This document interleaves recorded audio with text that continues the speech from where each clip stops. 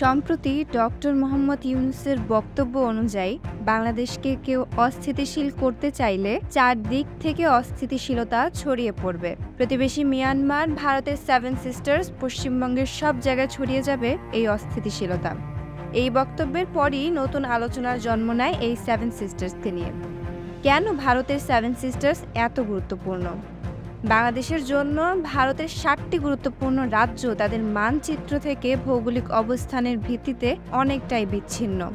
ভারতের উত্তর পূর্ব দিকে থাকা এই রাজ্যগুলো হলো মেঘালয়, ত্রিপুরা, আসাম, মিজোরাম, মণিপুর, নাগাল্যান্ড ও অরুণাচল প্রদেশ। এই ৭টি রাজ্যকে একসাথে বলা হয় সেভেন সিস্টার্স। এই ৭টি রাজ্য সেভেন সিস্টার্স নাম পেয়েছিল ১৯৭২ সালে জ্যোতিপ্রসাদ সাইকিয়া নামে ত্রিপুরার একজন বিখ্যাত সাংবাদিকের জন্য।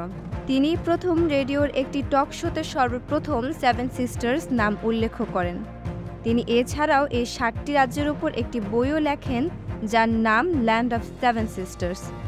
সেভেন সিস্টার্সের রাজ্যগুলো জাতি, পরিবেশ, সংস্কৃতির দিক থেকে অনেকটাই ভিন্ন, তবে তারা একে অপরের প্রতি অনেক নির্ভরশীল।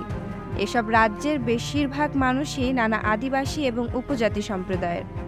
আসামের এই ৭টি রাজ্য শিলিগুড়ির করিডোর দিয়ে ভারতের মূল ভূখণ্ডের সাথে যুক্ত হয়েছে।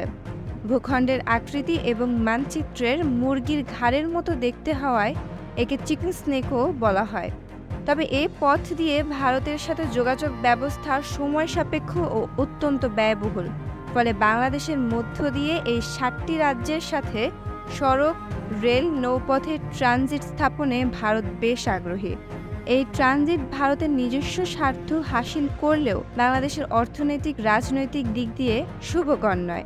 আদিবা তুম্মে লামিয়া, দিনের শুরু।